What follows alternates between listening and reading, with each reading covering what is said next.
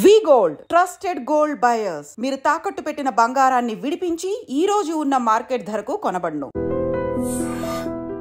ఏ heroine ఎంత స్థాయి heroine అయినా సరే కాస్టింగ్ కౌచ్కి ఒప్పుకోకపోతే అసలు హీరోయిన్ అయ్యే ప్రసక్తే లేదు అని వాళ్ళు దే ఆఫర్ దెమ్సెల్వ్స్ సర్వైవల్ కోసం అంటారా? సో ఇటువంటి అయ్యి ఉంటుంది, మనం ఆఫర్ చేసేద్దాం, ఆయన అడగటానికి సిగ్గుపడుతున్నాడు, మనమే ఇచ్చేస్తే పోతున్నాం కదా అనే ఫీలింగ్లో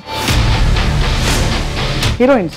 శీలం అనేది ఒకప్పుడు పవిత్రమైనదిగా మాట్లాడుకున్నాడు. ఇప్పుడు ఎంతమందికి శీలం సరిగ్గా ఉంది అంటే అవసరం, నేను దీంట్లో సర్వైవ్ అవ్వాలంటే ఇది అయితేనే అవుతుంది అనుకుంటే. మీరు ఎప్పుడైనా ఇబ్బంది పడే సందర్భాలు ఉన్నాయా సార్? మరి జానీ మాస్టర్ ఇష్యూలో ఏమై ఉంటుంది సార్? Work place harassment. అలాంటి టైంలో నేను లొంగిపోవాల్సి వచ్చింది, నాకు ఆప్షన్ లేకపోయింది. రాత్రి 2 గంటలకి నా డోర్ వచ్చి కొట్టేవారు తాగేసి. నైట్ తలుపులు కొట్టేవాళ్ళంతా మందు కొట్టినాక వస్తారు. వాళ్ళకి ఏ విధమైన కంపల్షన్స్కి లొంగాల్సిన అవసరం లేకుండా పైకి వచ్చిన నటీమణులు ఎక్కడ వాడినేసి ఎక్కడికి వెళ్ళారు. అందరు హీరోల కంటే ఎక్కువ హైయెస్ట్ రెమ్యునరేషన్ తీసుకున్నారు. ఎంత సార్ ఆ రోజుల్లో? ఎలా ఉండేది?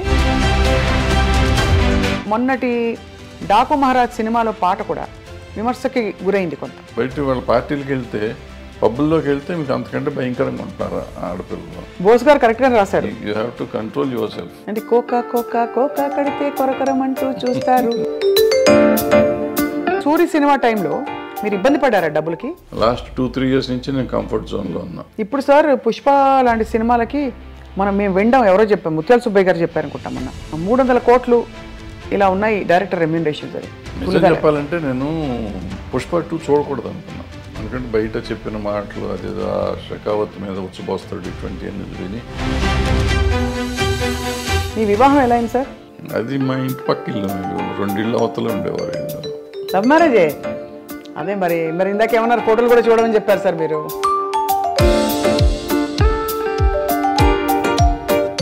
అందరికీ నమస్కారం. ఐ డ్రీమ్ మీడియా సగర్వంగా సమర్పిస్తోంది సిల్వర్ స్క్రీన్ లెజెండ్స్. చరిత్రని మార్చే దిశగా తన ప్రయాణం మొదలుపెట్టి నిర్మాతగా, దర్శకులుగా, పొలిటికల్ కమెంటేటర్గా, ఇంకా పాలసీ మేకింగ్ ఇష్యూస్పై మాట్లాడే వ్యక్తిగా, సంఘంలో సమాజంలో ఏది జరిగినా కూడా తన వంతు కృషి చేసి ఏదో ఒకటి చేయాలనే తపనని కొనసాగించే వ్యక్తిగా మనందరికీ సుపరిచితులు, అందరికీ చాలా ఇష్టమైన వ్యక్తి తమ్మారెడ్డి భరద్వాజ్ గారు. వారి ప్రయాణంలో మనం అనేక మలుపులు చూసాం, అప్స్ అండ్ డౌన్స్ చూసాం. పూర్తి కమర్షియల్ హిట్ సినిమాలు తీశారు, అటు చాలా మెసేజ్ ఓరియంటెడ్గా అవార్డ్ విన్నింగ్ ఫిల్మ్స్ తీశారు. వీటన్నిటితో పాటు ఎన్నో అనుభవాల్ని ఆయన మూట కట్టుకున్నారు. ఎంత సింపుల్గా ఉంటారో, ఎంత హంబుల్గా ఉంటారో వారిని చూసి ఆశ్చర్యం కలుగుతుంది. ఇవాళ మామూలుగా మాట్లాడే ఇతరత్ర అంశాల కంటే కూడా వారి మనసులో ఏముందో వెలికి తీసే ప్రయత్నం ఇవాళ కార్యక్రమం. సార్ నమస్కారం. చాలా ఓపిక ఎక్కువ సార్ మీకు.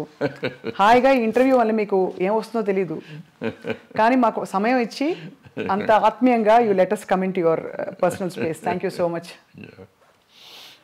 Sir, how are you doing? ఎలా ఉన్నారు? గుడ్ మా, very good. So we're reminiscing, వస్తూ మీ సినిమాల జాబితా అంతా కూడా ఇంకోసారి గుర్తు చేసుకుందామని తీస్తూ వచ్చాను. చాలా గ్లోరియస్ అండ్ వెరీ సంక్షిప్తంగా ఉన్నా కూడా మీ యాక్చువల్ నంబర్ ఆఫ్ ఫిల్మ్స్ చూస్తే చిన్న లిస్ట్ కనిపించినా కూడా ఐ థింక్ చాలా ఇంపాక్ట్ఫుల్ ఫిల్మ్స్ అని అనిపించింది sir as a film lover. ఇప్పుడు ఏంటి సార్ మరి, what is your primary occupation ఇప్పుడు? ఏం లేదమ్మా, రైట్ నౌ ఏం లేదు, ఖాళీగా ఏదో అట్లా టైం పాస్ చేయటం. మీరు ప్రొడ్యూసర్గా మొదలుపెట్టినప్పుడు మీ జర్నీని ఇలాంటి సినిమాలే తీస్తానని అనుకున్న రోజులు ఉన్నాయా, లేక మీరు అలా నాన్నగారి ప్రవేశం ఉంది కాబట్టి అలా కంటిన్యూ అవుతూ వచ్చేసారా? లేదు, నేను నాన్నగారితో పాటు అసలు ఎప్పుడు ప్రయాణం చేయాలి. ఆయనకి మనకు అంటే దూరం కాదు, నేను ఉద్యోగం చేసుకుంటామండి ఇరిగేషన్ డిపార్ట్మెంట్లో. అవును, సివిల్ ఇంజనీర్గా. బట్ నాకు సినిమాలు అంటే పిచ్చి, సినిమాలు చూడటం పిచ్చి, తీయటం పిచ్చి కాదు. సినిమాలు చూడటం బాగా పిచ్చి. 2-3 సినిమాలు చూసాను రోజు. సో ఈ కొంచెం డిఫరెంట్ కథలు, వీళ్ళందరూ రాఘవేంద్రరావు గారు, దాసనారాయణ గారు, వీళ్ళందరూ కూడా కథలు నన్ను అడుగుతుంటారు. అంటే అన్ని లాంగ్వేజెస్ సినిమాలు చూసేవాడిని నేను.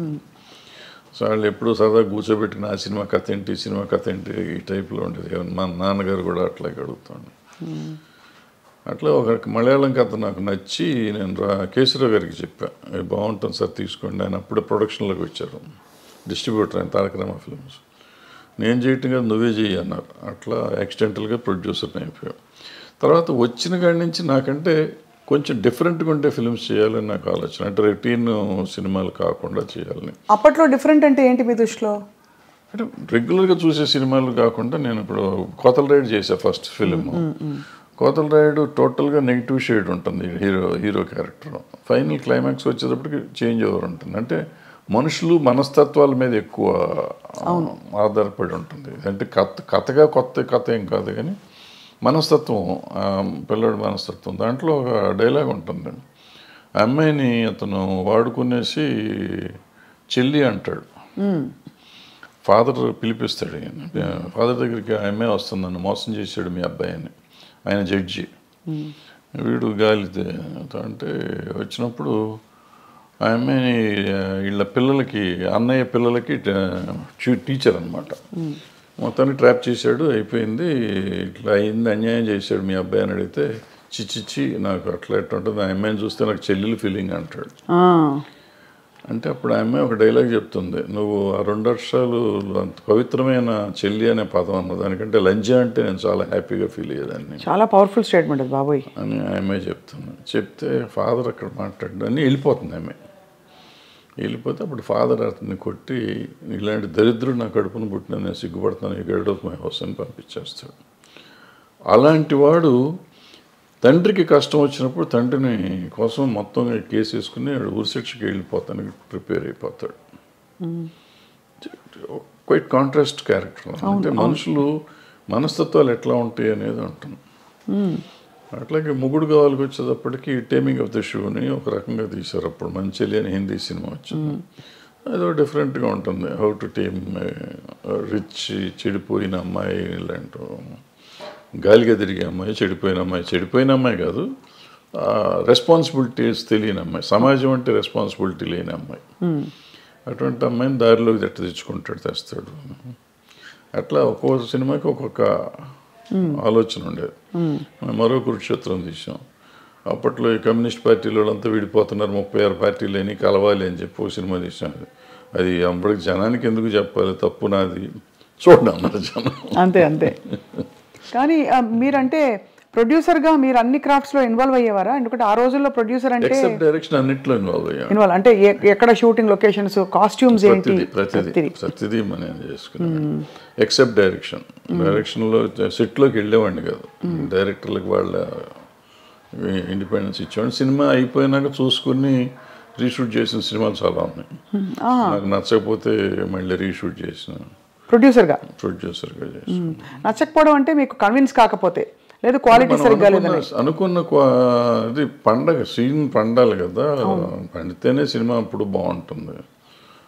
పండకపోతే ఆటోమేటిక్గా ఉండదు. అది నేను క్రాంతి గారి దగ్గర నేర్చుకున్నాను. యాక్చువల్లీ కోతల రైడ్ క్రాంతి గారు దగ్గరుండి చేయించాడు. మేము ఇక్కడే చేసాం, మన ముషిరాబాద్ జైల్లో తీసాం సీన్ మొత్తం. అందరిని పెట్టి తీసినాక అంతా చూస్తుంటే అక్కడ చాలా ఇంపార్టెంట్ సీన్. అతను జైల్లో ఉంటాడు, వీళ్ళందరూ వెళ్ళి నువ్వు చేయలేదని, నువ్వు మర్డర్ చేయలేదు, అతను మర్డర్ నేనే చేశాను, తండ్రిని కాపాడతానికి. తండ్రి జడ్జి వీడు ఎట్ట గాలి, నా మీద నేను జైలుకి వెళ్ళినా చచ్చిపోయినా ఎవరు పట్టించుకోరు, బట్ నాన్న సమాజానికి కావాలి కాబట్టి నాన్న ఉండాలి, నేను చచ్చిపోతాను అంటాడు. కాదు నువ్వు అసలు ఏమీ చేయలేదు కాబట్టి నువ్వు ఉండాల్సిందే అని చెప్పి తల్లి బ్రదర్స్ అందరూ పోరాడు. నువ్వు కేవలం చేయలేదని చెప్పి మిగతాది మేము చూసుకుంటా ఉంటాం, లేదు నేనే చేశానని చెప్తాడు. అది మంచి సీను, 15-20 నిమిషాల సీను. ఆ సీను పండల ఇక్కడ తీసాం జైల్లో. అప్పుడు అది మళ్ళీ తీసి ఇక్కడ సెట్ వేసి, మెడ్రాస్లో సెట్ వేసి, వీళ్ళందరినీ ఇక్కడ తీసుకుని రావాలంటే కష్టం అని చెప్పి సెట్ వేసి రీషూట్ చేసాం మళ్ళీ సీన్ అంతా. అట్లా మొగుడు కావాలో ఏదో నాకు నచ్చలేదంటే బ్రదర్స్ ఇద్దరు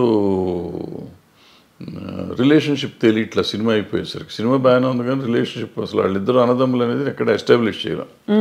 సో అది అప్పుడు మొత్తం కాపీ వచ్చినాక షూట్ చేసి దాన్ని యాడ్ చేసాం అన్నమాట.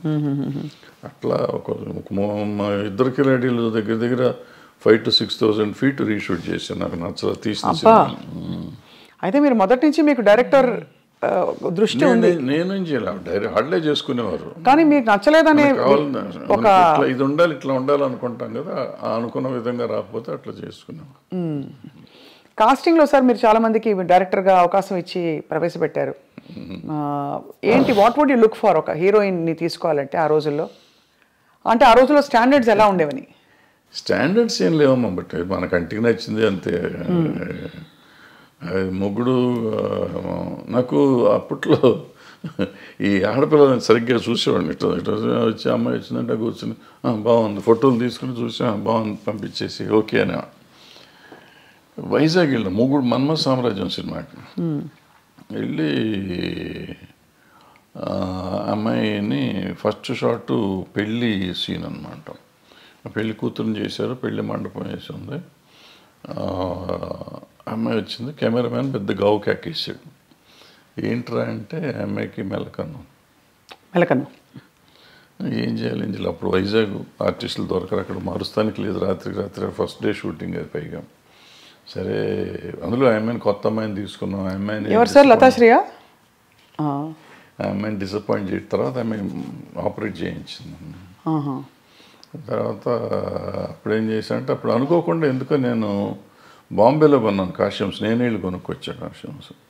ఆ కళ్ళజోళ్ళు తెచ్చా అక్కడి నుంచి. ఆ సీన్ ఒకదానికి ఆమె మిగతా అంతా గాగుల్స్ ఉంటాయి, పెద్ద గాగుల్స్ ఒక డజన్ తెచ్చాను. అవన్నీ ఆ సినిమాలో వాడేసాను. సో ఇక కళ్ళు కనప్పుడు సరిపోయి తర్వాత ఆమె ఆపరేట్ చేయించుకున్నాను. సో అట్లా వెళ్తూ ఉందన్నమాట. ఒకటి చేసుకుంటూ వచ్చేవాళ్ళం. అప్పుడు చిరంజీవి గారితో మీరు వర్క్ చేశారు. ఆ తర్వాత ఎక్కువ ఆయనతో మళ్ళీ అలాంటి జర్నీ మీకు కుదరలేదా? లేక అలాంటి కథలు పడలేదా మీకు?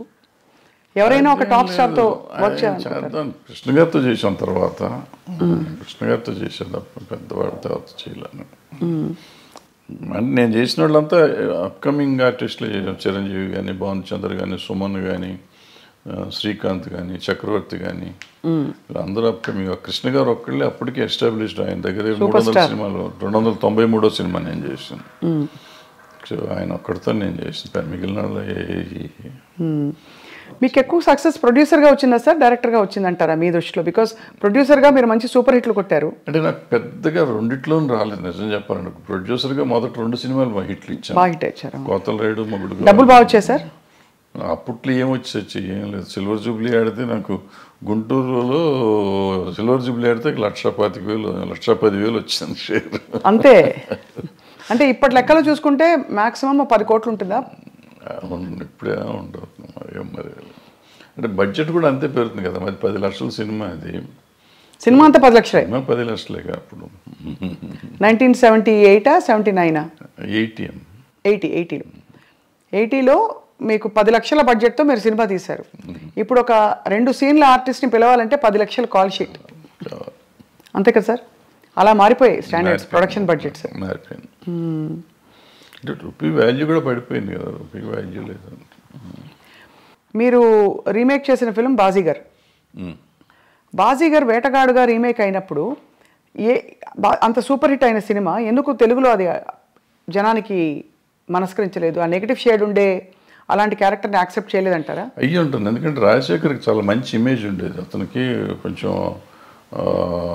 స్ట్రిక్ట్ పోలీస్ ఆఫీసర్గా కానీ, లేకపోతే సమాజానికి పనికొచ్చే క్యారెక్టర్స్ చేసే క్యారెక్టర్ ఉంది. అతను మనసు పడ్డాడు వచ్చాడు అనుకోండి. కానీ అందుకు నచ్చలేదు, మళ్ళీ లేట్ అయిందో సంథింగ్, మన టైం బాగోలేదు, లేకపోతే నేను బాగా తీయలేదు, డైరెక్టర్గా నేను పెర్ఫామ్ చేయలేదు, ఏదైనా అయ్యి ఉండొచ్చు. దానిలో డబ్బులు కూడా చాలా పెట్టారు కదా సార్ మీరు? కొంత డబ్బులు అందులో పోగొట్టుకున్నారని అంటుంటారు. అయిపోయిన కథ కదా, అయిపోయిన కథలో సార్. కానీ బాధేస్తుంది ఎప్పుడైనా మీరు తలుచుకున్నప్పుడు. బికాస్ ఇప్పుడు నాకే ఇప్పుడు ఫర్ ఎగ్జాంపుల్ మా స్థాయిలో మాకు ఒక షో సరిగ్గా రాలేదంటే అయ్యో ఇంకా బాగా చేయాల్సింది, అది వర్కౌట్ అవ్వలేదు. ప్రతి వాళ్ళకి వాళ్ళ ప్రొఫెషన్లో ఉంటుంది కదా sir. What was it that was మీకు?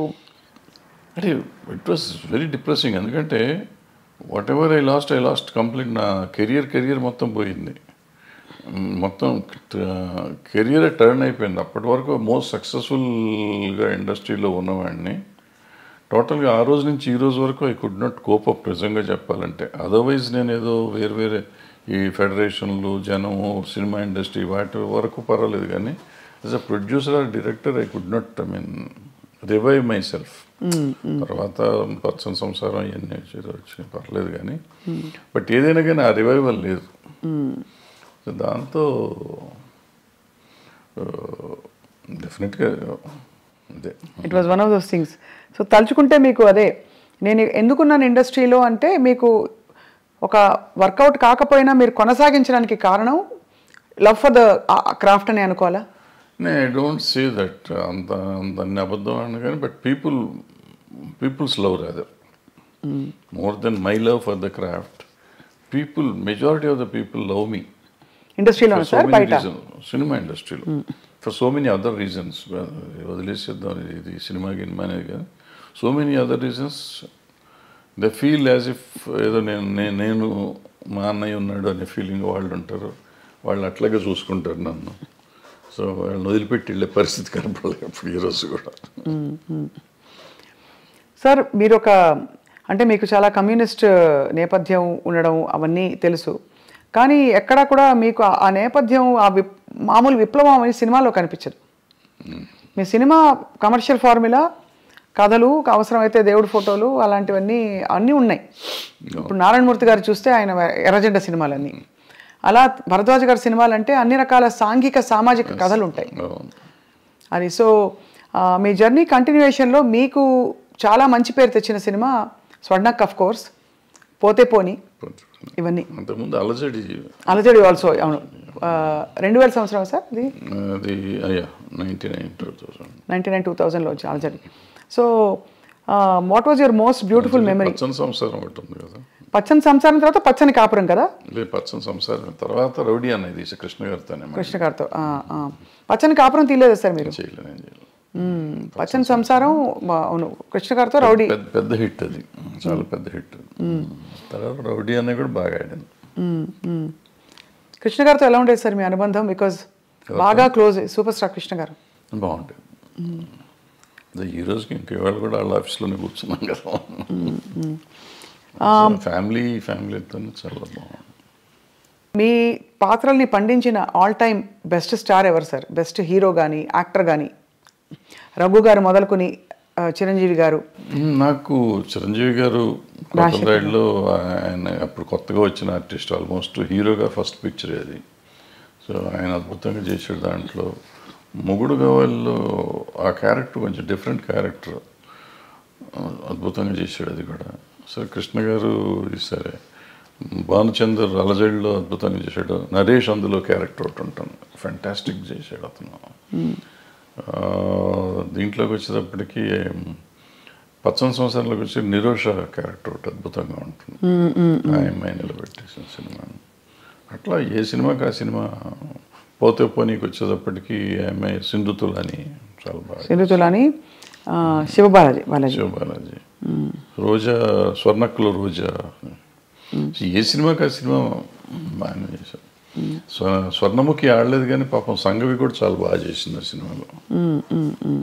Who was the most beautiful sir? మీరు ఫోటోలు ముందు చూసేవారు కదా, తర్వాత ఇంకా తప్పనిసరిగా మీరు డైరెక్ట్గా చూడవలసి ఉంది కదా, అప్పుడు కొంచెం కంఫర్టబుల్ అయ్యారా మీరు? 5-6 సినిమాల తర్వాత comfortable. Is it the way your brought up? మీ పెంపకమా మీ స్వతహాగా మీ ఏదో అయ్యి ఉంటుంది, పెంపకమే అది. సో ఈ క్రమంలో సార్ మీరేమో అంత సిగ్గు బిడియం ఒక వాతావరణం నుంచి వచ్చారు. ఇండస్ట్రీ అనగానే ఒక చాలా ఫ్రీ స్పిరిటెడ్నెస్ ఇవన్నీ కనిపిస్తూ ఉంటాయి. సో మీరు మిమ్మల్ని అలాగే అట్టపెట్టుకున్నారా, లేక పరిస్థితులతో భరద్వాజ్ గారు కూడా కొంచెం అడాప్ట్ అయ్యారా? లేదు, చాలా తక్కువ. ప్రాబ్లీ 25% అడాప్ట్ అయ్యి ఉంటాను, నాట్ 75%, 25%. టు సమ్ ఎక్స్టెంట్ కొన్ని అడాప్ట్ అవ్వకపోతే బాగా సర్వైవ్ అవ్వలేం కదా. అవునవునవును. Like what sir for example? అంటే కొంచెం సోషల్గా ఉండడం, సోషల్గా ఉంటాం అంతవరకు. అది కూడా నేను పార్టీ బోర్డుని కాదు, నేను బయటకు వెళ్ళను. ఎక్కడికి వెళ్ళరా సార్? ఫంక్షన్స్ అయ్యేవా ఆ రోజుల్లో? సినిమా ఫంక్షన్స్ ఎక్కువ? ఫంక్షన్స్ అంటే మాకు అప్పుడు ఆడియో ఫంక్షన్స్ అటువంటి, లేకపోతే సినిమా ఓపెనింగ్లు అట్లా ఉండే, అంతే తప్ప వేరే ఉండే. ఈవినింగ్ పార్టీస్ అయితే లేదు ఎప్పుడు? నెవర్. సార్ ఇప్పుడు చాలామంది సినిమా ఇండస్ట్రీ నుంచి సీనియర్స్ అయిపోయిన వాళ్ళందరూ, లేదు ఇంకా సినిమాలు అయిపోయిన డైరెక్టర్లు బయట వచ్చి భాష్యం చెప్తున్నారు. అప్పట్లో వాళ్ళతో వీళ్ళు వాళ్ళతో అని. ఇప్పుడు మనకి నేను పేర్లు చెప్పను, బట్ మీకు అర్థమైపోయి ఉంటుంది ఎవరి గురించి మాట్లాడతారో. వాళ్ళు చాలా అంటే ఆల్మోస్ట్ ఎపిసోడ్గా చెప్తున్నారు, ఇలా ఏది ఆ రోజు ఇలా ఏదని. వ్యక్తిగత జీవితాల గురించి కూడా కామెంట్ చేస్తున్నారు. అంటే ప్రతి మనిషికి వ్యక్తిగతం ఉంటుందమ్మా. ఇప్పుడు ఇట్లా ఉంటే ఇట్లాగే ఉండేవారు, ఇట్లా ఉండేవారు నీకు అది వ్యక్తిగతంగా రకరకాలుగా ఉంటారు మనుషులు. సో దాని వ్యక్తిగతాన్ని గురించి ఇప్పుడు మనం మాట్లాడటం కూడా అనవసరం. ప్రతి మనిషికి ఒక పర్సనల్ లైఫ్ ఉంటుంది. ఆ పర్సనల్ లైఫ్ కొంతమంది ఈ సినిమాల్లో మామూలుగా ఇప్పుడు ఈ కాస్టింగ్ కోచ్ అనేదో చెప్తూ ఉంటారు చూడండి. అవునవును. అది అందరూ చేస్తారంటే అందరూ చేయరు. ఇప్పుడు ఇవన్నీ కూడా మీరు చెప్పింది కానీ నేను చెప్పింది కానీ 1% టు బిలో 10% ఉంటారు అటువంటి వాళ్ళు. మీరు ఇండస్ట్రీ చూసారు కదా, అంతే సార్. ఏ హీరోయిన్ ఎంత స్థాయి హీరోయిన్ అయినా సరే కాస్టింగ్ కౌచ్కి ఒప్పుకోకపోతే అసలు హీరోయిన్ అయ్యే ప్రసక్తే లేదు అని ఒక మాజీ డైరెక్టర్ గారు ఒక బహిరంగ స్టేట్మెంట్ కాదు, ఒక ఇంటర్వ్యూలో చెప్పారు ఆయన. అది చెప్తూ ఉండొచ్చు, తప్పే ఉంది. వాళ్ళ నమ్మకం అయి ఉంటుంది, లేదా వాళ్ళ జరిగిందే ఆయన చేసిన పని చేసిన కంపెనీల్లో అట్లా జరిగి ఉండొచ్చు. ఆయన ఎక్స్పీరియన్స్ ఏంటో మనకు తెలియదు కదా. నా ఎక్స్పీరియన్స్, నేను ఇన్ని సినిమాల్లో ఉన్నాను, ఇన్ని రోజుల నుంచి నేను ఉన్నాను.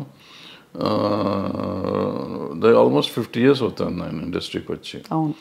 50 yearsలో I have never seen that, to be frank. ఇది అబద్ధం కాదు, నిజం.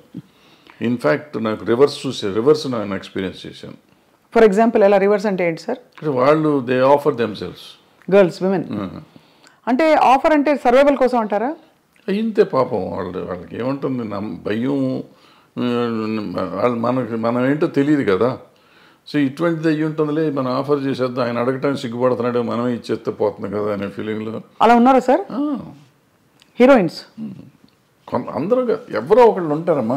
ఇప్పుడు వీళ్ళు అడిగారు అన్న ఎంతమంది తక్కువ మంది ఉంటారో అట్లా అడిగే వాళ్ళు కూడా అంతే తక్కువ ఉంటారు. That's why I'm telling you. You're giving a parallel. అది అర్థమైంది. బట్ అలా బిట్వీన్ 1 to 10% ఉంటారు తప్ప. అప్పట్లో సెల్ ఫోన్స్ ఏవి ఉండేవి కాదు కదా సార్. ఏముండవు. అలా అడగడం ఎలా తెలిసేది మరి వీళ్ళకి? అంటే కబురు పెడతారా? అడగటమే ఇవన్నీ డైరెక్ట్గా అడగటమే. అడిగేవాళ్ళు అనేవాళ్ళు డైరెక్ట్గా అడగటమే. ఏటో అడిగినా, వీళ్ళు అడిగినా వాళ్ళు అడిగినా, వాళ్ళైనా పెద్ద దానికి మొహమాటం సిగ్గులు ఏముండవు. It's very awkward sir. And అంటే ఇంత బ్యూటిఫుల్ పరిశ్రమలో ఈ ఒక్క విషయం ఇంత చర్చనీయాంశం అవుతుంది గత 10 ఏళ్లలో. అంటే చర్చనీయాంశం అంటే 2 రకాలమ్మ. ఇది ఇప్పుడు పిచ్చి ముందా పెళ్లి ముందా అంటే ఇప్పుడు ఇద్దరికి ఇష్టమైతే ఇప్పుడు అడగగానే లొంగిపోతారు అనేది కూడా నేను నమ్మను. అన్లెస్ వాళ్ళకి ఒక అవసరం, నేను దీంట్లో సర్వైవ్ అవ్వాలంటే ఇది అయితేనే అవుతుంది అనుకుంటే లొంగొచ్చు. లేదంటే ఎందుకు లొంగుతారు వాళ్ళు? అలాంటి ఏమంటారు మ్యూచువల్ బెనిఫిట్ కోసం జరిగితే జరగాలి తప్ప నేనేదో ప్రతి వాళ్ళు ఇట్లా చేస్తారంటే జరిగేది కాదు. మీరు ఎప్పుడైనా ఇబ్బంది పడే సందర్భాలు ఉన్నాయా సార్? ఎట్లా అంటే వేర్ డైరెక్ట్లీ ఆర్ ఇండైరెక్ట్లీ మీకు ఒక కబురు పెట్టి మీ హీరోయిన్స్ వండుకుంటే ఒకటి అరా ఉంటాయి అంతే కాదు కానీ ఒకటి. అంటే అందరూ అలా వచ్చి ఉంటారు కదా, మీరు చెప్పారు కాబట్టి ఐఎమ్ ఆస్కింగ్. సో చాలా మంది చాలా జెంటిల్, చాలా మర్యాదగా సొంత పిల్లల్లాగా. నాకు ఆడపిల్లలే 3. సో వాళ్ళంతా మన ఇంటికి వచ్చి ఇంట్లో ఆడపిల్లలాగానే ఉండేవారు తప్ప ఎవరు ఒకటి అరా అటువంటి ఉన్నా కానీ పెద్ద విషయం. ఇవన్నీ అంటే ఇది ఇప్పుడు లేటెస్ట్గా మీరు కూడా మొన్న ఆఫ్ రికార్డ్ చాలా విషయాలు మీరు మాట్లాడినప్పుడు ఎక్స్ప్లెయిన్ చేసి చెప్పారు సార్. అదే ఈ జానీ మాస్టర్ ఇష్యూ తెరపైకి వచ్చినప్పుడు కూడా ఈ కమిటీలు వేయడం, వీటిని పరిష్కరించే దిశగా కమిటీల్లో ఉండేవాళ్ళు ఎవరు కూడా దిగొచ్చిన ఎవరు అంటే ఇట్స్ నాట్ సో ఈజీ కదా సార్. ఇవి హ్యూమన్ రిలేషన్షిప్స్ చాలా కాంప్లెక్స్గా ఉంటాయి. మీరు అన్నట్టు ఒక టైంలో ఇష్టం ఉండొచ్చు, ఒక టైంలో కాంప్రమైజ్ అవ్వచ్చు, ఒక టైంలో అది చెడుగా కనిపించవచ్చు, రకరకాలు ఉంటాయి, తప్పించుకోలేని పరిస్థితులు ఉండొచ్చు. ఏమిటవుతుంది sir? What you think is? అంటే ఇప్పుడు మీకు గతంలో మొదటి నుంచి కూడా చరిత్ర అనుకోండి, ఇతిహాసాలు తీసుకోండి, పురాణాలు తీసుకోండి. ఆయన వాల్మీకి గారు దొంగ, ఆయన తర్వాత మంచివాడు అయిపోయాడు. సో ఇట్లా మనుషుల్లో మార్పులు చాలా వస్తూ ఉంటాయి. మారిన ఇప్పుడు నేను మారిపోయాను, గతంలో తప్పు చేశాను నేను, ఇప్పుడు నేను మారిపోయి ఉంటే నువ్వు తప్పు చేసావంటే దానికి అర్థం లేదు కదా. సో నువ్వు గతంలో నువ్వు అంత దుర్మార్గుడు కాబట్టి ఇప్పుడు ఏం చెప్తావంటే ఇప్పుడు నేను మారిపోయా, నేను సన్యాసిని అయిపోయా. బుద్ధుడు అంతకుముందు రాజు, అశోకుడు అంతకుముందు రాజు, వీళ్ళిద్దరూ బౌద్ధ మతానికి వచ్చినాక వాళ్ళు ఏమి చేయలే. బుద్ధుడు దేవుడు కాదంటావా? అంతే కదా సార్. సో మరి ఏ కాంటెక్స్లో చెప్తున్నారు అది? అంటే తప్పులు జరుగుతున్నాయి కానీ ఎట్లా ఉంటుందంటే నేను విక్టిమ్ని అనుకోమ్మా, విక్టిమ్ కానీ లేకపోతే నా మీద ఎలిగేషన్ వచ్చింది అనుకోమ్మా. సో నాకు కడుపు రగిలిపోతూ ఉంటుంది. అంటే ఇది ఎట్లా ఉంటుందంటే దీంట్లో ఇప్పుడు వస్తున్న ఇష్యూస్ అన్నీ ఏంటంటే ఇప్పుడు ఇద్దరు మ్యూచువల్గా ఒకళ్ళకొకళ్ళు ఇష్టపడతారు. ఇప్పుడు అప్పుడు కూడా కదా సార్, ఎప్పుడైనా కానీ ఇష్టపడతారు. ఇష్టపడతామో లేకపోతే సరెండర్ అవటమో ఏదైనా అనుకోండి. సరెండర్ అయినా కానీ తర్వాత కలిసి ఉన్నారుగా. అవును, నాతో సరెండర్ అయిపోయినాక ఇద్దరు కొంతకాలం కలిసి ఉన్నాం. ఇప్పుడు సరెండర్ అయిన వాళ్ళు నా మీద కేసు పెడతాం మొదలెడతాను అనుకోండి. అయితే సరెండర్ అయ్యి కొంతకాలం అయిపోయినాక నేనంటే వాళ్ళకన్నా మొఖం మొత్తి ఉండొచ్చు, నాకు వాళ్ళ మీదన్నా మొఖం మొత్తి ఉండొచ్చు. అది ఎవరికైనా ఎప్పుడైనా జరగచ్చు. వాళ్ళు నాకు బయటికి వెళ్తా అంటే వదిలిపెట్ట బుద్ధి ఇదిగా ఒకరికొకరు మ్యూచువల్గా వదిలిపెట్టపోయినప్పుడు ఈ కేసులు గట్టలు కథలు వస్తాయి. అప్పుడు నువ్వు ఎట్లా మొన్నటిదాకా బాగానే ఉన్నావు కదా, ఇప్పుడు నేను అవసరం తీరిందని వచ్చావా అని ఒకళ్ళు ఈ రకంగా ఉంటాయి. న్యాచురల్, ఇది హ్యూమన్ సైకాలజీ. ఇది దాన్ని పట్టుకుని మనం మాట్లాడతాం కదా. ఇక్కడ ఏంటంటే నో మీన్స్ నో మీద మాట్లాడాలి మనం. ఇప్పుడున్న కొత్త సిస్టమ్, ఒకప్పుడు అది వేరు. ఇప్పుడు శీలం అనేది ఒకప్పుడు పవిత్రమైనదిగా మాట్లాడుకునేవాళ్ళం. ఇప్పుడు ఎంతమందికి శీలం సరిగ్గా ఉంది అంటే చాలా డౌట్లు ఉన్నాయి. అంటే శీలాన్ని శీలంగా చూస్తున్నామా లేదా అనేది పాయింట్. అంటే ఇది వరకు it was a big taboo, అంటే ఇప్పుడు కాదు, అది ఇప్పుడు మోర్ నార్మలైజ్ అయిపోయింది. సో ఇప్పుడు దానికి ఏమవుతుంది ఆటోమేటిక్గా నీకు ఇష్టం లేనప్పుడు అవుతుంది. రోజు మనకి రిలేషన్షిప్లో ఉంటున్నాం, మనం రిలేషన్షిప్లో ఉన్నామని మనం ఫేస్బుక్లో పెట్టుకుంటున్నాం, ఇన్స్టాగ్రామ్లో పెట్టుకుంటున్నాం, అన్ని చోట్ల పెట్టేసుకుంటున్నాం. నెక్స్ట్ డే ఇప్పుడు బ్రేకప్ అయిపోయామని మనం పెట్టుకుంటున్నాం. సో మనమే అనౌన్స్ చేసుకుంటున్నాం వాట్ ఈస్ హ్యాపెనింగ్. అవును, ఆ తర్వాత మనకే కోపం వస్తే వాళ్ళ మీద కేసు పెడుతున్నాం. ఇది ఇప్పుడు దానికి ఎవరు బాధ్యులు అంటే కలిసి ఉన్నారు కదా. ఇప్పుడు ఏం పోయే కాలం ఏం తీపరం వచ్చింది మీకు అంటారు, మా అమ్మమ్మ భాషలో మాట్లాడాలంటే. తీపరం లేదు, తాపరం లేదు. ఇది ఏంటంటే నాకు ఇష్టం లేదు, నువ్వు రావద్దని రావకూడదు, అంతే, సింపుల్. సో అక్కడ నుంచి ఆ వైరం వల్ల వచ్చే కేసులు అంటారు ఇది. కానీ జెన్యున్గా ఆడపిల్లలకి రక్షణ లేదని హేమా కమిటీ రిపోర్ట్ని కూడా మీరు ఆమోదించపోరు. ఎందుకు డెఫినెట్గా ఉందమ్మా, డెఫినెట్. ఇప్పుడు ఒక అమ్మాయి వచ్చింది పాపం, ఎవరో ఒక అమ్మాయి ఆశగా సినిమాల్లోకి చేద్దామని వచ్చింది. వచ్చిన అమ్మాయిని నువ్వు నాకు ఏదన్నా ఇది ఇస్తేనే నేను ఉద్యోగం ఇస్తాను, వేషం కానీ పని కానీ ఇస్తాను అనేది దుర్మార్గమే కదా. హేమ కమిటీ రిపోర్ట్లో కానీ ఎక్కడైనా కానీ ఈవెన్ పాక్స్ దీంట్లో కానీ అదే చెప్తాను. నువ్వు అడగటం కూడా తప్పు. అడిగినాక లొంగి నువ్వు ఆ అమ్మాయికి పని ఇచ్చేసినా కూడా, ఎదురు పని ఇచ్చేసినా కూడా లొంగ తీసుకోవటం తప్పే. కాబట్టి ఏ రోజు తెలిసినా కానీ నా మీద నేను శిక్షార్హుడిని. ఏమంటే మ్యూచువల్గా కలిసి ఉన్నాం కదా, నీకేంటి అని మనం అడగటానికి లేదు. ఇంకా కలిసి ఉన్నా కానీ నువ్వు లొంగ తీసుకున్నావు కదా. అవును, ఇప్పుడు మరి జానీ మాస్టర్ ఇష్యూలో ఏమై ఉంటుంది సార్? అది దాన్ని నేను మాట్లాడకూడదు. మీరు మాట్లాడకూడదు కాబట్టి ఓకే ఫైన్, అడగం సార్. మేము కూడా కమిటీని కోర్టుని కంప్లీట్గా గౌరవిస్తూ బట్ అంటే దీనికి బేస్ లైన్ ఒక నార్మ్ ఎలా తీసుకోవాలనే ఒక క్వశ్చన్. ఎందుకంటే టిపికలీ రెమ్యూనరేషన్స్తో పాటు ఇట్స్ అన్ ఎక్స్పెక్టెడ్ ఫేవర్ అని వినికిడిలో ఉంది. చాలామంది హీరోయిన్లు, చాలామంది క్యారెక్టర్ ఆర్టిస్టులు, దీంట్లో జయలలిత గారు చెప్పారు సార్ ఫర్ ఎగ్జాంపుల్. ఇక్కడ మాకు ఆ కేసు మీరు అడుగుతున్న particular case it is work place harassment.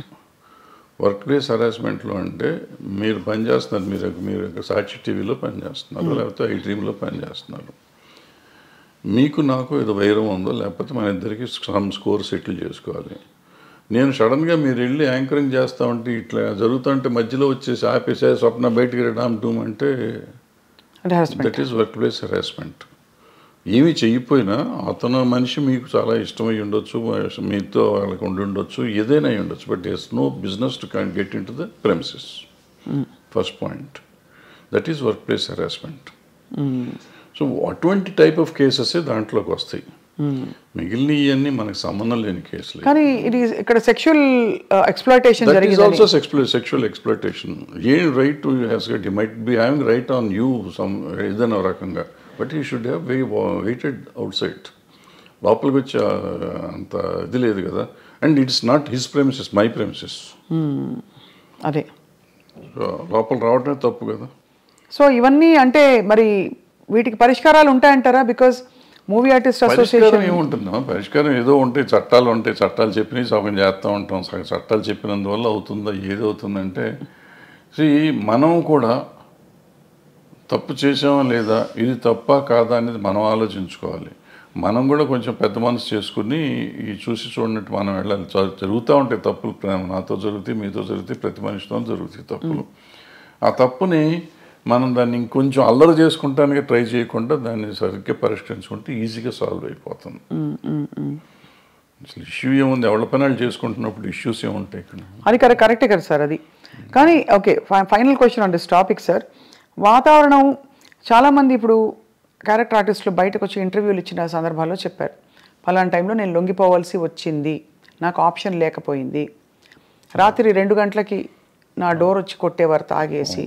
మరి ఇవన్నీ ఏమిటంటే వీటిని ఏ పరిధిలో చూడాలి, ఏ కోణం నుంచి చూడాలి? ఇవి ఇంటర్వ్యూ అంటే ఇవేదో ప్రైవేట్గా చెప్పినవి కాదు సార్, బహిర్గతంగా చెప్పారు. ఇప్పుడు ప్రాబ్లం ఏంటంటే ఇక్కడ మన సమాజం ఫస్ట్ అసలు ఆడపిల్ల అంటేనే లోకువ, బయట కూడా సమాజంలో జనరల్గా సినిమాల్లో ఉన్నాడంటే అసలు మరీ లోకువ, అంటే వాళ్ళకి ఏదో taken for granted. Correct, taken for granted. So ఎవళ్ళైనా ఏదైనా చేయొచ్చు.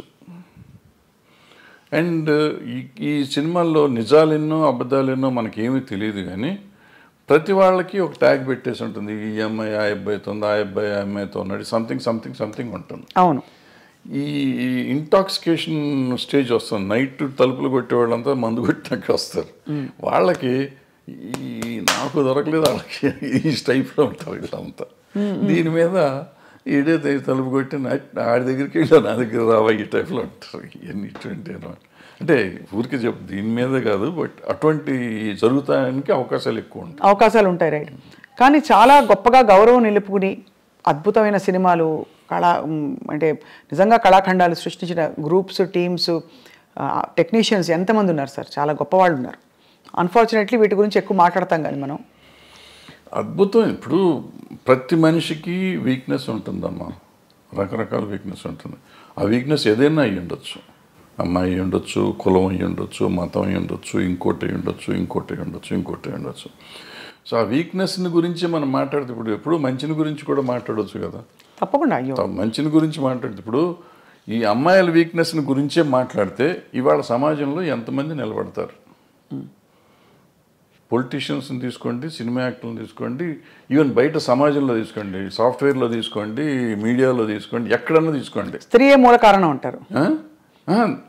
ఇప్పుడు నేను ఇది ఉంది కదా, ఈ కేసు ఉంది కదా, ఇది మన ఐసీని పెట్టిన కోర్టు, అదే పాష్ రూల్స్ ప్రకారం తీసుకుంటే ఈ చెప్పిన ఏ సెక్టర్లో అయినా మగవాళ్ళు ఉంటారా? ఉండరు. కొంతమంది బహిరంగంగా బయటకు వచ్చేవి, కొంతమంది రాకుండా, కొంతమంది దాని ఇప్పుడు నువ్వు మా ఇందాక వచ్చి నీ షేక్ హ్యాండ్ ఇస్తే కూడా తప్పే, నీ చెయ్యి నా చేతికి తగిలితే తప్పే, according to posh act. Bad touch, good touch అంటారు. నువ్వు బ్యాడ్ టచ్గా ఫీల్ అయ్యావు, నేను గుడ్ టచ్ నీకు ఇచ్చింది. అలా కూడా పెడతారు సార్ కేసులు? బ్యాడ్ టచ్, గుడ్ టచ్ అవుతుంది కదా, ఉంది. బట్ అంటే దానికి ఒక సమంజసమైన పరిధి నిజంగా ఉండొచ్చు. నీకు నువ్వు ఫీల్ అయ్యి ఉండొచ్చు, నేను ఫీల్ అయ్యి ఉండకపోవచ్చు, నువ్వు ఫీల్ అయ్యి ఉండొచ్చు. నువ్వు ఫీల్ అయితే కేసేగా. అది మొత్తానికైతే క్లిష్ట పరిస్థితుల్లో అలా మామూలుగా వస్తున్నావు. నేను చనువుగా ఫాదర్లీ ఫీలింగ్తో స్వప్న బలి చేసావు, ఒక దెబ్బేసాను అనుకో, అమ్మాయిని ముట్టుకున్నావు, కాంపౌండ్ కింద అయిపోయావు.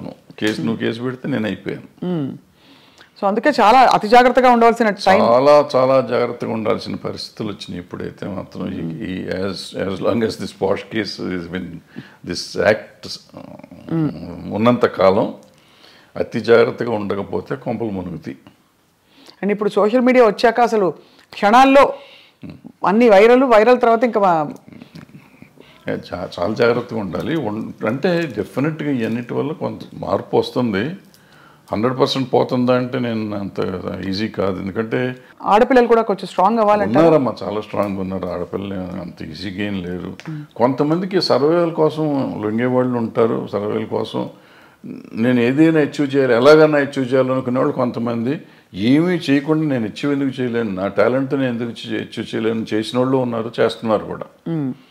ఆ రకంగానే అచీవ్ చేస్తారు, ఈ రకంగానే అచీవ్ చేస్తారు. ఎవళ్ళు రైట్ ఎవళ్ళు తప్పు అంటే tell me one name sir who you have great respect for, అంటే ఇన్ దిస్ రిగార్డ్ వాళ్ళ కష్టపడి పైకి వచ్చారు. అంటే నేను క్యారెక్టర్ పర్స్పెక్టివ్ నుంచి చెప్పట్లేదు సార్, జస్ట్ ఏ విధమైన కంపల్షన్స్కి లొంగాల్సిన అవసరం లేకుండా పైకి వచ్చిన నటీమణులు మీరు చాలా గౌరవించేవాళ్ళు. మీకు వాణిశ్రీ గారు ఎక్కడ వచ్చారు? ఆవిడ ఏమిటి, ఆవిడ ఎక్కడ జూనియర్ ఆర్టిస్ట్, ఆవిడ అసలు ఏ రేంజ్కి వెళ్ళారు, అసలు హీరోస్ని కమాండ్ చేసే, ఇండస్ట్రీనే కమాండ్ చేసే లెవెల్కి వెళ్ళారు. హయ్యెస్ట్ పెయిడ్ ఆర్టిస్ట్ ఆవిడ. సింపుల్, ఆవిడ అంతకంటే గొప్పవాళ్ళు ఎవరు లేరు మార్కెట్లో. భానుమతి గారు అంటే వాళ్ళు వేరే, భానుమతి గారు కమాండ్ చేశారు. జమున్ గారు కమాండ్, జమున్ గారు కూడా మామూలుగా ఇచ్చారు, ఆవిడ కమాండ్ చేశారు. ఆవిడ రామారావు గారు నాగేశ్వరరావు కాదని చెప్పి ఆ రోజుల్లో she good with stand.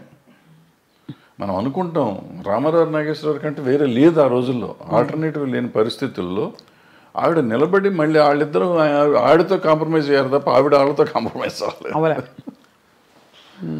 So ఇప్పుడు ఇదేం లేదు, అదే ఏదో అయిపోతుంది అదేం లేదు. సౌందర్య గారు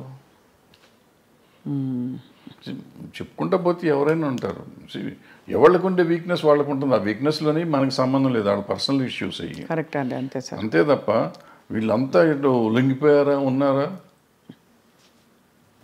వాణిశ్రీ గారు ఏం చేశారు అసలు? ఆవిడ ఏంటి, అక్కడ ఎక్కడి నుంచి వచ్చింది? కానీ ఆ రోజుల్లో ఎవరు మనసు పడలేదా సార్ వాణిశ్రీ గారిని చూసి? చాలా పడితే పడ్డారు, ఆ గొడవ మనకు సంబంధం లేదు. బట్ ఆవిడ డిక్టేట్ చేసింది కదా. అవును, వచ్చిన రోజు నుంచి ఆవిడ అట్లా ఎదుగుదల వచ్చింది కదా అవును, సినిమా ఇండస్ట్రీలో. అంటే ఆవిడలో టాలెంట్ లేకపోయి ఉంటే ఆవిడ ఇంత గొప్పది అయ్యేది కాదుగా. కరెక్ట్, టాలెంట్ ఉంది కాబట్టే కదా. మిగిలిన ఏంటనే పక్కన పెట్టండి. ఆవిడ ఏదో బాగాలేదన్నారు, కళ్ళు బాగాలేదంటారు, అది అంటారు, ఇది అంటారు. ఫైనల్గా ఆవిడే గాడెస్ అయిపోయింది కదా. అవును, అన్ని భాషల్లోనూ, తమిళ్లోనూ, తెలుగులోనూ. ఏం అందం సార్ అసలు. అంటే రంగు తక్కువ అని అప్పుడు అన్న వాళ్ళందరూ ఒక్కసారిగా వాణిశ్రీ చీర కట్టారంటే, వాణిశ్రీ గారి చీర అంటే ఒక ట్రెండ్ సెటర్. సో ఎక్కడ వాణిశ్రీ ఎక్కడికి వెళ్ళేది ఆవిడ? అందరు హీరోల కంటే ఎక్కువ హైయెస్ట్ రెమ్యునరేషన్ తీసుకుంది ఆవిడ. ఎంత సార్ ఆ రోజుల్లో? ఎలా ఉండేది? ఆ రోజుల్లో 2.5-3 లక్షలు తీసుకుంది నాకు తెలిసినప్పుడు. అప్పుడు వీళ్ళు ఎవరు 2 లక్షలు టచ్ చేయలేదు. ఇప్పుడు ఎవరు, ఏ హీరోలు? రామారావు గారు, నాగేశ్వరరావు కూడా? రామారావు గారు ఇంకా తక్కువ. శోభన్ బాబు తీసుకున్నాడు అప్పట్లో, 2 తీసుకున్నాడు. ఈవిడ 2.5 తీసుకున్నాడు రోజుల్లో. మరి కాలం మారిపోయిందా, డబ్బు విలువ పడిపోయిందా సార్? రామారావు గారు కంబ్యాక్ వచ్చినాక ఆయన హైయెస్ట్కి వెళ్ళిపోయారు. ఆ మధ్యలో బడిపంతులు చేసే రోజుల్లో ఆయన 1,00,000 దగ్గరే ఉన్నారు అన్నమాట. సార్, ఆన్ స్క్రీన్ గురించి మాట్లాడదాం. మనకి ఎక్కడో ఇన్ పోర్ట్రేయింగ్ విమెన్, అంటే విమెన్ ఇష్యూస్ మీద మీరు బాగా స్పందిస్తూ మాట్లాడుతూ వచ్చారు కాబట్టి, స్క్రీన్ మీద కూడా మొన్నటి డాకు మహారాజ్ సినిమాలో పాట కూడా విమర్శకి గురైంది కొంత. అవసరమా అని, తప్పు రైట్ అని కాదు, ఇది అవసరమా మనకి? అంటే మీ పరిధిలో మీరు ఎప్పుడు కూడా అశ్లీలం, అసభ్యకరం అనే అంశాలకు కానీ, స్టెప్పులు వేసినప్పుడు ఇలాంటివి కానీ మీరు జాగ్రత్తలు తీసుకునేవారా? Were you very conscious? డెఫినెట్గా వెరీ కాన్షియస్. అంటే నాకు ఒక్క సినిమాకి నాకు కోపం వచ్చి తీసాను, బంగారు మొగుళ్ళు అనుకుంటే. ఇటువంటి దరిద్ర పని నేను కూడా చేశాను. ఆ పాటే దరిద్రం. అక్కడ చేయేస్తే ఇక్కడ చేయేస్తే సంథింగ్ ఏదో ఉంటుంది, సరే గుర్తులేదు. అంటే మంచి నీతిగా అసలు ఎక్కడ ముట్టుకోకుండా ఒకళ్ళనొకరు టచ్ చేయకుండా సినిమా తీస్తా అంటే ఎవడో చూడలేదని కోపం వచ్చి ఆ సినిమా దరిద్రం పెట్టండి అని చెప్పి నేనే పెట్టి తీస్తాను. అంటే ఒక్కోసారి ఫ్రస్ట్రేషన్లో చేసిన పని అది చేసింది, నేను చేసిన తప్పే. బట్ ఇవాళ వాళ్ళు చేసిన తప్పండి. ఇప్పుడు నాకు వయసు అయిపోయి నేను సినిమాలు లేవు కాబట్టి వాళ్ళు చేసిన తప్పండి. ఇవాళ చిరంజీవి గారు ఠాగూర్లోనో దేంట్లోనో అదేదో సినిమా పాట ఏదో ఉంటుంది ఏమంటే, నేను అప్పుడు కామెంట్ చేశాను, అంత అద్భుతమైన సినిమాలు ఇది ఏంటండి అని చెప్పి.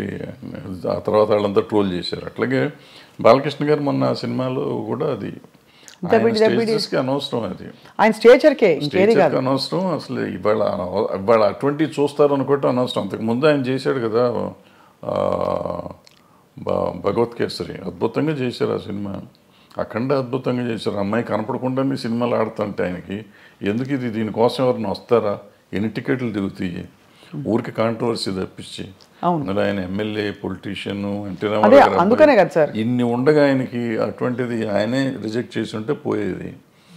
లేదు చేసేసి ప్రొడ్యూసర్లు అడిగారు, డైరెక్టర్లు అడిగారు, డాన్స్ మాస్టర్ అడిగాడు, ఏదో వాళ్ళ గోల మనకెందుకు. కరెక్టే సార్. అంటే ఎంటర్టైన్మెంట్ ప్రపంచమే విస్తరించింది బాగా. నెట్ఫ్లిక్స్లో ఇంట్లోనే మనకి ఫారిన్ అయితే ఎన్నెన్నో రకరకాలు అన్నీ వచ్చినాక అసలు బేసిక్గా ఓటీటీ వచ్చిన తర్వాతమ్మా ఏది తప్పు ఏది ఒప్పు అనేది లేకుండా సెన్సర్ వాళ్ళు కూడా వదిలేస్తున్నారు ఇవన్నీ పట్టించుకోకుండా. నాకు రౌడీ అన్నయ్యలోనో దేంట్లోనో ఒక సాంగ్ చేశా, చేస్తుంటే ఈ రంభక వరకు మిడి లాగా ఉంటుంది ఇక్కడ దాకా ఓ సాంగ్లో తిరుగుతూ ఉంటే కొంచెం లేస్తుంది. సినిమా రిలీజ్ అయినాక నాకు సెన్సార్ ఆఫీసర్ ఫోన్ చేసి సార్ ఇక్కడ ఎక్కడో ఉంది సార్, ఎవరో జనం అంటున్నారు సార్, కట్ చేయండి సార్ అని. రిలీజ్ అయిన తర్వాత కట్ చేశాను నేను. జస్ట్ ఊరికే మిడి ఇక్కడ ఉంది, ఇప్పుడు గాలికి ఎగిరింది, వెళ్తే ఇంతవరకు ఎక్స్పోజ్ అయింది.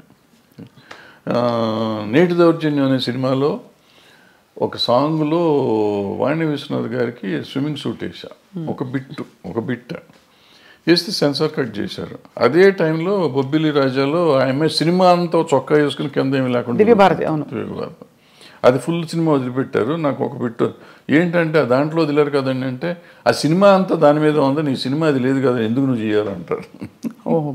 అదే అంటే నేను ఫైట్ చేసి ఉంటే నాకు వదిలిపెట్టేవారు. ఎందుకు దానివల్ల సినిమా ఆడదని నాకు తెలుసు, ఎందుకు తీసాను నాకు తెలియదు. ఆ రోజు తీసాం అంటే డ్రెస్ చేంజ్లు కావాలంటే సరే తీద్దాంలే అనిపించి తీసాను నేను, కాదన్నారు తీసాం. అదే అంటే ఎక్కడో అక్కడ మరి ఈ అంశం తెరపైకి వస్తూనే ఉంది, ఈ ఎక్స్పోజింగ్ ఎంతవరకు ఉండాలి ఏమిటని. కానీ ఇప్పుడు బాగా టేస్ట్లు మారిపోయాయి సార్. బయట సమాజంలోనే అట్లా తిరుగుతున్నారు కదా. ఇప్పుడు మనం అంటాం ఎక్స్పోజింగ్ అంత కన్నా ఎక్కువైపోయింది అంటాం. బయట వాళ్ళ పార్టీలకు వెళ్తే, పబ్బుల్లోకి వెళ్తే మీకు అంతకంటే భయంకరంగా ఉంటున్నారు ఆడపిల్లలు. బట్ అది వాళ్ళ ఇష్టం, మనం ఎవరో అడుగుతానికి, హూ ఆర్ యూ టాస్క్, నా కంఫర్ట్ నాది అంటున్నారు. సో ఇప్పుడు మన ఈక్వల్ రైటే కాకుండా నిజంగా కూడా వాళ్ళ కంఫర్ట్, నా ఇష్టం వచ్చిన బట్టలు నేను వేసుకున్నప్పుడు ఆడపిల్లల బట్టలు ఇష్టం వచ్చిన ఆడపిల్లలు ఎందుకు వేసుకోకూడదు. ఈ కొంతమంది ఏమంటారంటే నువ్వు అటు వేయటం వల్లే కదా ఇది జరిగింది, వేయటం వల్ల జరగటం నిన్ను కంట్రోల్ చేసుకోవాల్సిన బాధ్యత నీకు ఉంది కదా. అవును, ఈ సమాజంలో ఉంటే నేను చూసి నేను ఆ అమ్మాయిని చూడగా నాకు ఏదో అయ్యింది అనేది ఆన్సర్ కాదు. బోస్ గారు కరెక్ట్గా రాశారు, you have to control your self. Correct. అంటే కోకా కడితే కొరకొరమంటూ చూస్తారు, పొట్టి గౌను వేస్తే పట్టి చూస్తారు. అది అంటే ఇంచుమించు మీరు అన్నట్టు అది అనాదిగా అది సృష్టిలో ఉండే ఒక వైపరీత్యం అలా కొనసాగుతుంది. అంటే సినిమా ఇండస్ట్రీ పాపం ఫోకస్లోకి వచ్చింది. కానీ అది సార్ మరొక అంశం, మీరు తెరపైకి చాలాసార్లు వచ్చి మాట్లాడారు, ఈ డ్రగ్స్ ఇష్యూ కూడా, ఇలాంటి కాంట్రవర్సీలు ఇవి బాగా, అంటే drugs because of the free money, easy money అందుబాటులో ఎక్కువగా ఉన్నది చిత్ర పరిశ్రమలో. లేదు మీరు అన్నట్టుగా పొలిటీషియన్స్, బిజినెస్ మ్యాగ్నెట్స్ వాళ్ళ ఫ్యామిలీస్లో. కాబట్టి దీనివల్ల ఎలా ఖర్చు పెట్టాలో తెలియక ఈ డ్రగ్స్ వీటి అలవాట్లు బారిన పడతారని చెప్పి కొంతమంది ఎవరో చెప్పారు, గ్లామర్ కోసం తీసుకుంటారని. Is that true sir? అసలు ఫస్ట్ పాయింట్ నువ్వు చెప్పిందంటే నేను ఏకీభవించున్నాను. ఇదేంటంటే సినిమా ఇండస్ట్రీలో డబ్బు చాలా ఎక్కువ ఉంటుంది అనేది నమ్మన్నాను. అసలు సినిమా ఇండస్ట్రీలో వచ్చే కొంతమంది దగ్గర డబ్బులు వస్తే బాగుంటుంది. చాలామంది 80-90% మధ్య వాళ్ళు డే టు డే ఎక్స్పెన్సెస్ కూడా ఎత్తుకునే బ్యాచ్ ఉంటారు. ఓ 10% ఉంటారు నువ్వు చెప్పిన డబ్బులు ఎక్కువ ఉన్న వాళ్ళు ఉంటారు. కొంతమంది ఎడిక్ట్స్ అవుతారు. ఇప్పుడు మన స్కూల్లో పిల్లలు ఉంటున్నారు, స్కూల్లో పిల్లలు దే ఆర్ ఎడిక్ట్స్ నౌ. వాళ్ళకి ఇది ఈ డ్రగ్ కొనే డబ్బులు లేకపోతే వైట్నర్ ఉంటుంది కదా, వైట్నర్ తినేసి దాన్ని అలవాటు చేసుకుంటున్నారు. ఈవెన్ రైల్వే కూలీలు అలవాటు చేసుకుంటున్నారు అటువంటి. సో ఇవన్నిటికీ ఏంటంటే వాటిని అరికట్టే మార్గం మనం ఎత్తుకోవాలి. సో డబ్బు ఉంటే వస్తారు, డబ్బు ఉన్న వాళ్ళే చెడ్డవాళ్ళు, డబ్బు లేని వాళ్ళు మంచివాళ్ళు అనే శాస్త్రం ఎక్కడ లేదు. ఈ దురలవాట్లు అనేవి డబ్బు ఉన్నా లేకపోయినా అవుతుంది. సో ఈ అలవాటుని అరికట్టడం ఎట్లా అనేది మనం ముందు ఆలోచిస్తాం. అంటే ఈ డబ్బుని దానికి లింక్ చేయకూడదు. ఫస్ట్ అవును, దురలవాటుకి డబ్బుకి లింక్ చేయకూడదు. వ్యసనం అనేది డబ్బుతో రాదు, వ్యసనం నేచర్తో వస్తుంది. సో నేచర్ని కంట్రోల్ చేయాల్సిన బాధ్యత, నేచర్లో ఉన్న దీన్ని వ్యసనాన్ని కంట్రోల్ చేయాల్సిన బాధ్యత తల్లిదండ్రులకో లేకపోతే ఫ్రెండ్స్కో తీసుకోవాలి బాధ్యత. ప్లస్ మనం పర్సనల్గా పెరుగుతున్న కొద్దీ చేసుకోవాలి. అదేనా మీరు చెప్పినట్టు ఏదో అదేది అందం కోసం మనం ఈ తీసుకుంటారు అనేది నాకు కరెక్ట్ కాదు. అంటే స్టెరాయిడ్స్ చేస్తారు, కండలు కనపడటం కోసం స్టెరాయిడ్స్ తీసుకుంటారు అంటారు. అది కూడా ఎఫెక్ట్ చేస్తుంది. అది కరెక్ట్ కాదు, తీసుకోవటం కరెక్ట్ కాదు. కానీ అంటే డెఫినెట్గా మీరు అన్నట్టు ఒక వాతావరణం అయితే ఖచ్చితంగా ఒక ఫ్రీ వాతావరణం అయితే కొన్ని పరిశ్రమల్లో ఎక్కువ కనిపిస్తుంది. లైక్ ఉంది అన్ని చోట్ల, కాలేజెస్ దగ్గర అమ్ముతున్నారు, స్కూల్స్ దగ్గర అమ్ముతున్నారు, పబ్బుల్లో అమ్ముతున్నారు. ఎక్కడ పడితే అక్కడే అమ్ముతున్నారు తీసుకొచ్చి. సార్ మీరు డబ్బులతో కాదని చెప్పారు, ఆ రోజువారీ సర్వైవల్కే చూస్తున్న వాళ్ళు కూడా చాలా మంది ఉన్నారు ఇండస్ట్రీలో. సార్ సూరి సినిమా టైంలో మీరు ఇబ్బంది పడ్డారా డబ్బులకి? నేను సినిమా తీసిన ప్రతి సినిమాకి ఇబ్బంది పడతాను, దీనికి ఇబ్బంది పడలేదు. మీరు ఎప్పుడు అంటే I never seen you lavish, ఎవరు మిమ్మల్ని అలా చూడలేదు. అది మీ చాయిసా మీ పరిస్థితా? పరిస్థితే, చాయిస్ ఉంది. ఇప్పుడు ఏదైనా సినిమాలో డబ్బులు వచ్చి ఉంటే డెఫినెట్గా దీనికి వాడుకుంటాం కదా. ఎక్సెప్ట్ స్వర్ణక్క నాకేమైందంటే బై ద టైం నేను కొద్దిగా రీజనబుల్గా డబ్బులు సంపాదించే సినిమాలు వచ్చేటప్పటికి నాకు బ్యాక్లాగులు ఉంటావచ్చు. ఆ బ్యాక్లాగులు తొలగించుకుంటూ రావటానికి సో ఇప్పుడు కంఫర్ట్ జోన్లోకి రాలేకపోయాను. నిజంగా చెప్పాలంటే లాస్ట్ 2-3 years నుంచి నేను కంఫర్ట్ జోన్లో ఉన్నా. లాస్ట్ 2-3 yearsలో కూడా నేను ఎక్కడో అంతకుముందు మీ ఐ డ్రీమ్లో పనిచేశాను ఒక సంవత్సరంన్నర. అది కంఫర్ట్. తర్వాత ఏదో వేరే ఛానల్లో పనిచేశాను. అదే నా కంఫర్ట్ జోన్ నాకు నిజంగా చెప్పాలంటే. ఇంతకాలం ఈ 76 ఏళ్ళ జీవితంలో లాస్ట్ 2-3 years కంఫర్ట్ జోన్.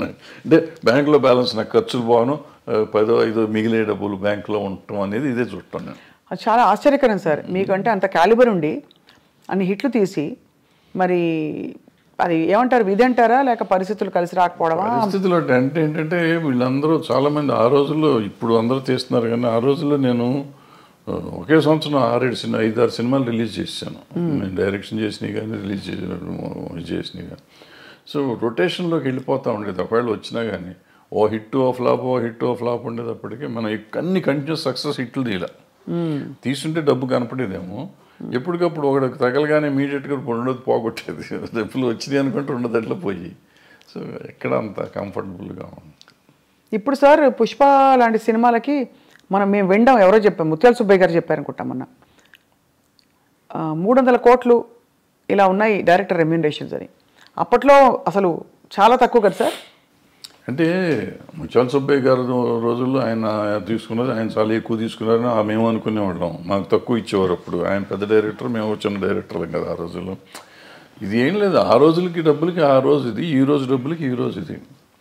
ఈరోజు పుష్ప డైరెక్టర్కి వచ్చిందంటే పుష్ప 50% పార్ట్నర్ ఆయన సినిమాలో. టైటిల్స్లోనే ఉంది కదా, సుకుమార్ రైటింగ్స్ అని ఉంది కదా. ప్రొడ్యూసర్, అది more than director is also a producer. So ఆయన కథ అయిందే, డైలాగులు అయినయే, స్క్రీన్ ప్లే అయింది, డైరెక్షన్ అయింది, ప్రొడ్యూసర్ అయినా. కాబట్టి ఎక్కువ డబ్బులు వచ్చినాయి. ప్రొడ్యూసర్గా వచ్చినాయా రైటర్గా వచ్చినాయా అనేది మనం చెప్తే 100 వచ్చిందా 200 వచ్చిందా అని వేరే సంగతి. But whatever he got, it is because of so many aspects. Now sir మీ ప్రకారం ఇక్కడ మనం బాహుబలి లాంటి సినిమాల్లో రాజమౌళి గారిని చూసాం, పుష్ప రంగస్థలం లాంటి సినిమాల్లో సుకుమార్ గారిని చూసాం, RRR ఆస్కర్ విన్నింగ్ దీనిలో మన రాజమౌళి గారిని చూసాం. ఈ డైరెక్టర్స్ అందరిలో sir who do you think is carrying that ఆరా? అంటే వాళ్ళు రకాల్లో వాళ్ళు ఇది ఉన్నారు అన్నప్పుడు. రాజమౌళి గారిని చూస్తున్నాం. రాజమౌళి గారు ఆయన ప్రతి సినిమాకి ఒక డిఫరెంట్గా జోనర్ ట్రై చేస్తూ ఉన్నాడు. ఎక్సెప్ట్ బాహుబలి 1 and 2 తప్ప మిగిలిందల్లా మీకు ఏ సినిమాకి ఆ సినిమాకి ఒక డిఫరెంట్. రెగ్యులర్ కమర్షియల్ అయినా కానీ మొదటి సినిమాల్లో ఏం చేసామంటే ఆయుధాలు మార్చేవాడు. తర్వాత ఈ చేంజ్ ఈగ దగ్గర నుంచి చేంజ్ దిస్ థింగ్ ప్యాటర్న్ మార్చి ఏ సినిమాకి ఆ సినిమా కొత్తగా తీయటం మొదలెట్టాడు. కొత్త కథలాగా డిఫరెంట్. కొత్త కథ కూడా కొత్తగా ఉండకపోయినా కానీ ఒక కొత్త బ్యాక్డ్రాప్ కొత్తగా ఉండటం అంతా డిఫరెంట్గా ఉంది. ఈగ తర్వాత ఇది మర్యాదరామన్న అది ఒక డిఫరెంట్ ఇది. ఆ తర్వాత వచ్చేటప్పటికి బాహుబలి, మగధీర, ఎక్కడికక్కడ మీకు సెపరేట్గా డిఫరెంట్గా వస్తున్నాడు ఆయన. సో రావటంతో మీకు ఆయన ఒకటి ఇదైంది. ప్లస్ ఆయనతో పాటు ఆయన కొత్తగా కనిపెట్టింది ఏంటంటే director should be A marketing man. ఇంతకుముందు మా డైరెక్షన్ వాళ్ళకి మాకు మార్కెటింగ్తో సంబంధం ఉండేది కదా. ప్రొడ్యూసర్స్ వస్తాడు అనే పద్ధతిలో ఉండేవాడు. రాఘవేంద్రరావు దగ్గర నుంచి మేమంతా అయిపోయేవాడు. బట్ ఈయన వచ్చేటప్పటికి how to market a film అనేది ఆయన నేర్పించాడు వాళ్ళ ఇండస్ట్రీకి. దట్ మార్కెటింగ్ స్కిల్స్ ఎంత అద్భుతంగా వెళ్ళిపోయినాయంటే వాళ్ళ భారతదేశం అంతా ఇదే అయిపోయే స్టేజ్కి బాహుబలి 2 చేసింది. అందరూ బాహుబలి 2 దంగలు కొట్టేసింది అంటారు కానీ దంగలకి ఏమీ సంబంధమే లేదు. బాహుబలిని ఇంతవరకు చేస్తే ఇప్పుడు ఈ సినిమా చేసి ఉండాలి. దంగల్లో వచ్చింది ఏంటంటే చైనాలో ఒక దాంట్లో వచ్చింది డబ్బులు. చైనా డబ్బును మనం లెక్కేసుకుని 2,000 కోట్లని కంగారు పడుతున్నాం తప్ప మనకి ఇక్కడ వచ్చింది 600 కోట్లు 700 కోట్లు.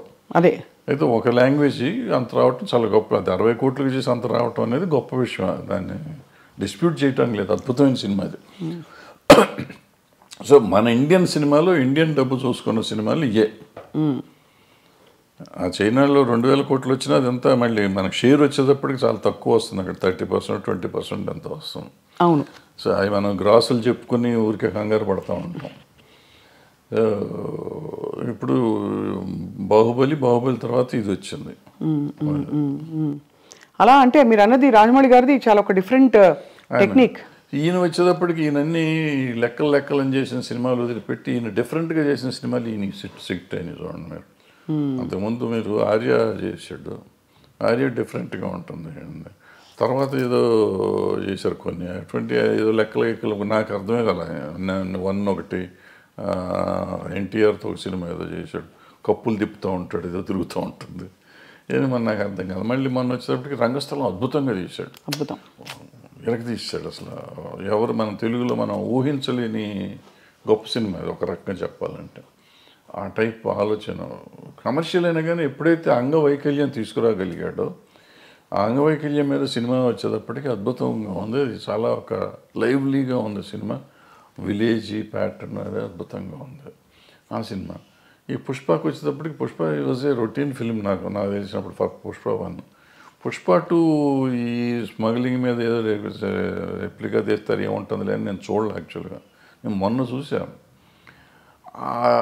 ఎప్పుడైతే మీకు సెకండ్ హాఫ్లో ఆ ఫ్యామిలీ ఎలిమెంట్ వచ్చిందో, వైఫ్ అండ్ హస్బెండ్ వాళ్ళ రిలేషన్షిప్ మీద ఎప్పుడైతే సినిమా తీశాడో మీకు అందుకైతే అన్స్టాపబుల్ అయిపోయింది సినిమా. ఇది ఇవాళ రెవెన్యూ కనపడుతుందంటే ఫ్యామిలీ ఊరికి మా గంధపు చెక్కలు దొంగ కాదు. ఆబ్వియస్లీ అతని పెర్ఫార్మెన్స్, అల్లు అర్జున్ పెర్ఫార్మెన్స్, అల్లు అర్జున్తో పాటుగా రష్మిక అక్కడికి వచ్చేటప్పటికి ప్లస్ ఈ రిలేషన్షిప్ డైరెక్టర్ ప్రజెంట్ చేసిన విధానం అద్భుతం. సెకండ్ హాఫ్ ఏడిపించాడు. ఆ సినిమాలో ఏడిపించడం అయింది. అందుకని సినిమా ఆడింది, ఇప్పటికీ ఆడుతుంది, ఇంకా ఆడుతుంది. అంటే నేషనల్ అవార్డు వచ్చిందంటే సినిమా ఇట్స్ గ్రేట్ కాదు. ఇప్పుడు అదే మనం ఎప్పుడు నేషనల్ అవార్డు ఆయనకు వచ్చింది, డైరెక్టర్గా హీరోకి వచ్చింది. హీరో పెర్ఫార్మెన్స్ ఈ సినిమా కూడా అద్భుతంగా చేశాడు. మళ్ళీ నేను 2వ సారి ఇచ్చినా ఆశ్చర్యపోక్కర్లేదు. అవును కదా సార్, అంతే కదా. సో ఒకలా చూస్తే యాక్చువల్లీ ఒక కొత్త లీగ్ ఆఫ్ సినిమా వస్తుంది ఇప్పుడు. అంటే పెద్ద స్కేల్ ఒకటి, బట్ యాక్టింగ్ ఓరియంటెడ్ ఇంపర్ఫెక్షన్స్. ఇది మామూలు సినిమా కింద లెక్క తీసుకోవాలి. ఇప్పుడు అలాంటి ఒక 100 సినిమాలు మొగుడు పిల్లలు ఒకళ్ళ కోసం ఒకళ్ళు బాధపడే సినిమాలు 100 ఉన్నాయి. ఒకళ్ళు ఎన్హాన్స్ చేసుకునే క్యారెక్టర్. నా మొగుడిని అంటావా అని పెళ్ళం తిరగబడింది, నా పెళ్ళాన్ని అంటావా అని మొగుడు తిరగబడ్డ సినిమాలు 100 ఉన్నాయి.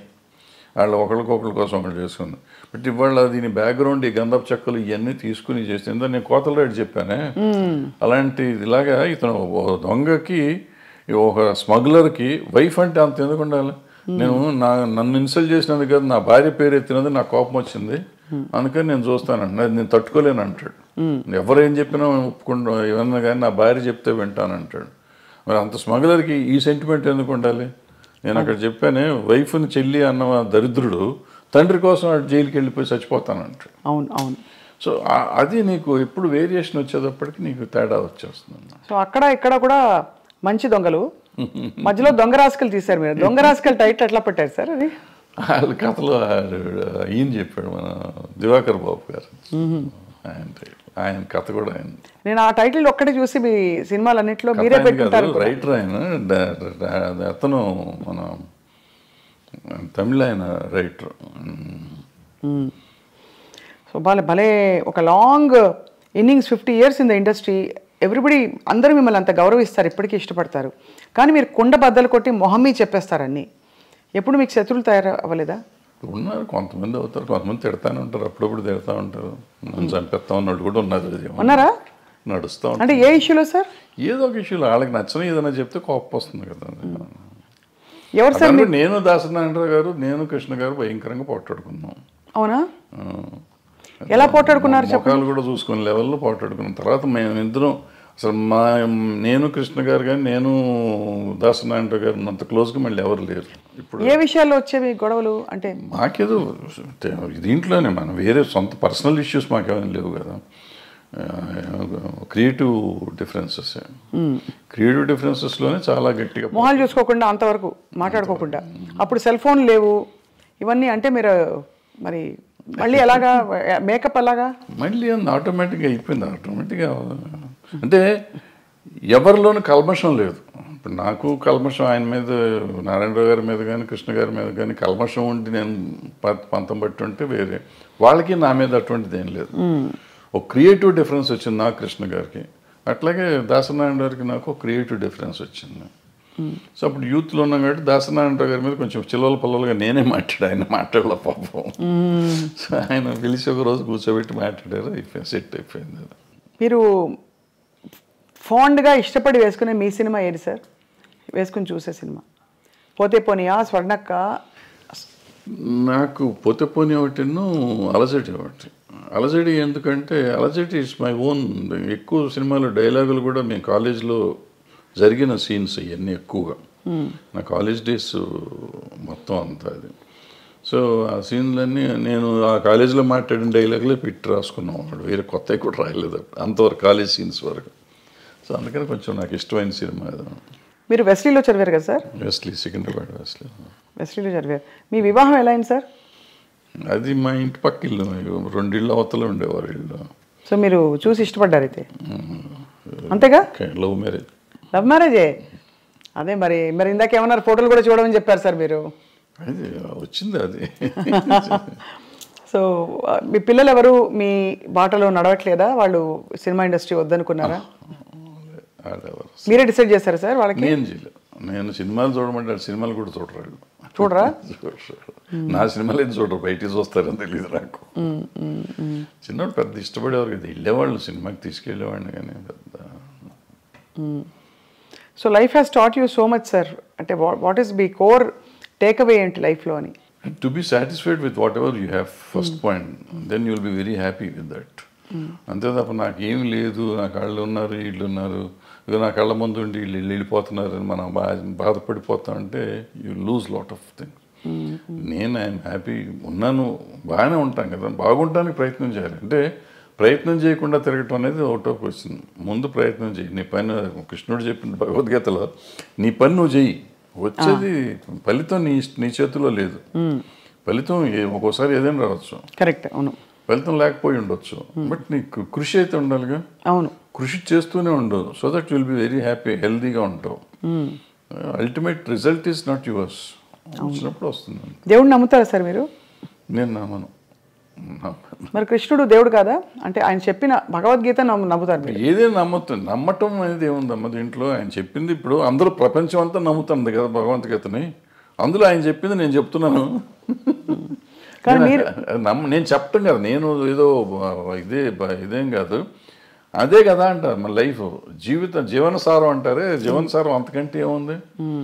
మనం చేయాల్సింది చేయకుండా నాకు లేదు. ఇప్పుడు మనం చాలామంది సినిమా ఇండస్ట్రీలో ఉన్నాడు అంటారు, నాకు సినిమా ఇండస్ట్రీ నేను ఎవరు రమ్మన్నాడు? నువ్వు యూ చూస్ యువర్ సెల్ఫ్. మీరు ఇక్కడికి వచ్చి దీన్ని కావాలని కోరుకుని ఏదో ఇస్తారంటే నువ్వు సాధించాలి. ఇప్పుడు చిరంజీవి గారు, ఎన్టీ రామారావు గారు, నాగేశ్వరరావు గారు వీళ్ళంతా సాధించి వాళ్ళు గొప్పవాళ్ళు అయ్యారు. చాలా కష్టపడి ఉంటారు కదా సార్. ఇంత వాళ్ళలాగా వాళ్ళు వచ్చేసింది, వాళ్ళకి అంత వచ్చింది నాకెందుకు రాలేదంటే వాళ్ళలాగా నువ్వు ఏమైనా చేసావా? నువ్వు చేయలా. నువ్వు చేస్తే నీ పరిధికి ఎంత ఉందో అంత పరిధి నీకు వస్తానే ఉంది. నీ టాలెంట్కి సంబంధించి ఇప్పుడు నేనున్నానమ్మా, నేను సినిమాల్లో 1 వేషం వేసి ప్రకాష్ రాజ్కి అంత ఇచ్చేస్తున్నారు, ఆడ పెట్టుకుని నన్ను ఎందుకు పెట్టుకోలేదంటే నాకు పర్సనాలిటీ ఉంది కదా. ఆయన యాక్టరు, ఇవాళ దేశాన్ని ప్రపంచంలోనే ఆయన పేరు చెప్పుకునే అంత గొప్ప యాక్టర్ అతను. అవును, అతనిలాగా నేనున్నాను, ఒడ్డు పొడుగున్నాను, డైరెక్ట్ చేశాను, 2 సినిమాలు యాక్ట్ చేశాను, ఆయన పెట్టుకుంటారు నన్ను పెట్టుకోరని ఏడిస్తే నా ఆరోగ్యం చెడతాం తప్ప ఏం రాదు, పోదు, నాకేం రాదు. సో దిస్ కంపారిజన్ కానీ లేదంటే అసలు మనం వేరే కానీ ఆలోచించకుండా మనం చేయాల్సింది చేసుకుంటూ పోతూనే ఉండాలి, వచ్చినప్పుడు వస్తుంది. సార్ తెలుగు ఫిల్మ్ ఛాంబర్ ప్రెసిడెంట్గా మీరు వ్యవహరించారు. మూవీ ఆర్టిస్ట్ అసోసియేషన్లో మూవీ ఆర్టిస్ట్ మెంబర్ని కూడా కాదు, అంటే కాదు, బట్ జరుగుతున్న మార్పులు పరిణామాలు, ఆర్ యూ సాటిస్ఫైడ్? అంటే ఒక as a senior film technician. అంటే బేసిక్గా మనం అసలు మూవీ ఆర్టిస్ట్ అసోసియేషన్ అనే దాని గురించి పెద్దగా ఎక్కువ మాట్లాడుకోవటం అవసరం లేదు. ఎందుకంటే కంటే ఒక 800 మంది మెంబర్స్ దాంట్లో 200 మంది అసలు వాళ్ళు ఉన్నారో లేరో వాళ్ళకే తెలియదు. కానీ అంత ఢిల్లీ ఎలక్షన్ లెవెల్లో చేస్తారు కదా సార్, దాని తాలూకు ఊరికి చేసుకుంటారు వీళ్ళు, చేస్తారో అనవసరం, చేయాల్సిన అవసరం లేదు అది. ఈవెన్ ఛాంబర్ ఎలక్షన్ కూడా నేను మొన్న లాస్ట్ బిఫోర్ ఇయర్ ఎప్పుడు చెప్తే ఎందుకు చేస్తున్నారంటే దాని పోయే కాలం ఏమొచ్చి పోయే కాలం వచ్చిందని తిట్టొచ్చారు, మీడియా ముందే తిట్టొచ్చాను ఆ రోజు.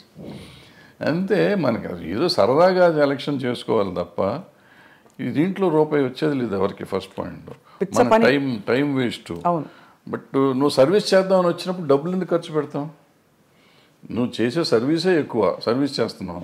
సర్వీస్ చేస్తానికి వచ్చి నువ్వు ₹1,00,00,000 ఖర్చు పెట్టి నువ్వు వస్తే నీ మోటివ్ ఏంటి? నీ మోటివ్ సర్వీస్ మోటివ్ కాదు. ఇంకా పవర్ వల్ల వచ్చేది కూడా ఏం లేదు. ఏముంటాం పవర్ వల్ల? మ్యాక్సిమం ఎప్పుడన్నా చీఫ్ మినిస్టర్ ఇంకోళ్ళు పిలిస్తే మీటింగులకు పిలిచినప్పుడు వీళ్ళు కూర్చుంటూ ఏమిస్తారు అక్కడ, అటుకులను జీడిపప్పు ఇస్తారు, అంతే, ఒక కప్పు కాఫీ ఇస్తారు. దానికోసం నువ్వు తాపత్రయపడతావు ఎందుకు? అంటే ఆల్రెడీ నీకు ఆ వాల్యూ ఉంది. నిన్ను ముఖ్యమంత్రి గారు పిలిచే లెవెల్ మీరు ఉన్నారు, ఆల్రెడీ పెరిగే ఉన్నారు. ఇవాళ దానికోసం కొట్టుకోవాల్సిన అవసరం లేదు కదా. ఏ పిచ్చి పనులు అంత. సో అయితే అదే, బట్ వివాదాలు మాత్రం వారానికి ఒకటి వస్తుంది. Jani master issue, Raj Tarun Lavanya issue, అవన్నీ ఇప్పుడమ్మా ఇంతమంది ఉన్న ఇండస్ట్రీలో ఇష్యూస్ ఉంటా ఉంటాయి. ఆ ఇష్యూని మనం సీరియస్గా తీసుకోకపోవటం అనేది మనం ఆలోచించుకోవాలి. ఏదో ఉంటాయి, ఉన్నప్పుడు దానికి పెట్టుకోవటం. సార్, మోహన్ బాబు గారి ఇంట్లో జరిగిన తగాదాలు ఏవైతేనా మీరు ఒక అంటే టెక్నీషియన్గా, సినిమా ఇండస్ట్రీ వ్యక్తిగా మీరు సమాధానించి చెప్పారా? ఎవరికి? ఆయనతోనా? ఇది ఏదో అది పర్సనల్గా కదా, ఒకవేళ నేను మాట్లాడినప్పుడు నేను పబ్లిక్లో చెప్పకూడదు కదా. ఇప్పుడు నేను నిజంగా వాళ్ళ వెల్విషర్ని అయితే ఒకవేళ నేను ఇల్లు అక్కడ ఏళ్ళు పెట్టుంటే, పెట్టానా లేదా అనేది తర్వాత సంగతి, పెట్టుంటే అక్కడ ఏం జరిగింది ఇక్కడికి వచ్చి ప్రమోషన్ కాదు, ఏం జరిగింది కాదు సార్. బట్ అసలు అంటే అది బాగా బహిరంగంగా అయిపోయింది కదా, వాళ్ళే మీడియాకి వచ్చారు. ఇప్పుడు వాళ్ళు బహిరంగంగా ఉన్నారు, నేను బహిరంగంగా ఉండకూడదు. నేనని కాదు, ఎవరైనా కానీ, ఎవరు ఇంటర్ఫేర్ అయినా కానీ, ఇంటర్ఫేర్ అయిన వాళ్ళు బయటకు వచ్చి ఇట్ట జరిగిందని చెప్తే ఇక వాళ్ళు పెద్ద మనిషి ఎట్ అవుతారు వాళ్ళు. ఫస్ట్ పాయింట్ అది తప్పు.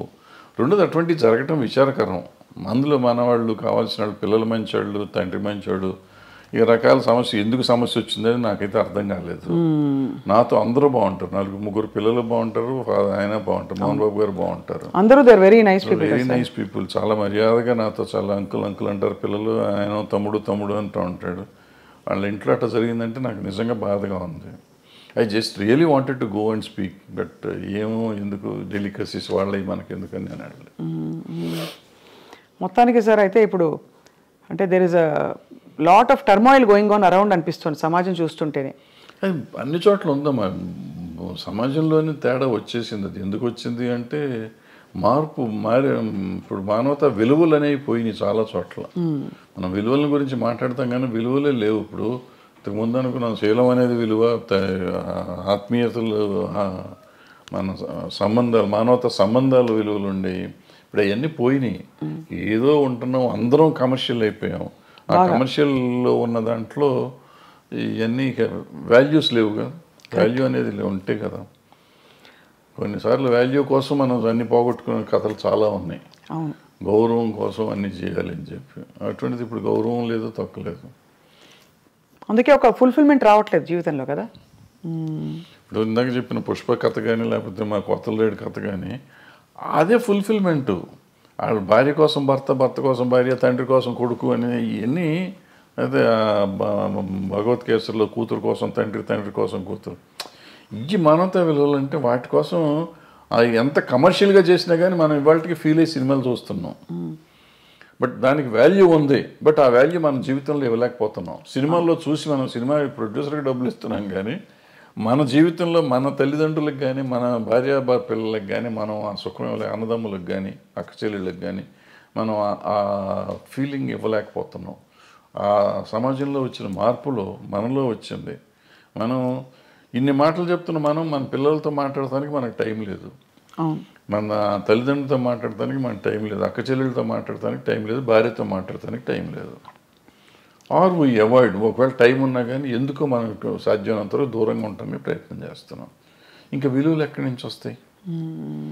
విలువల గురించి మాట్లాడే నైతిక హక్కు ఎక్కడ ఉంది ఎవరికైనా? Very true sir.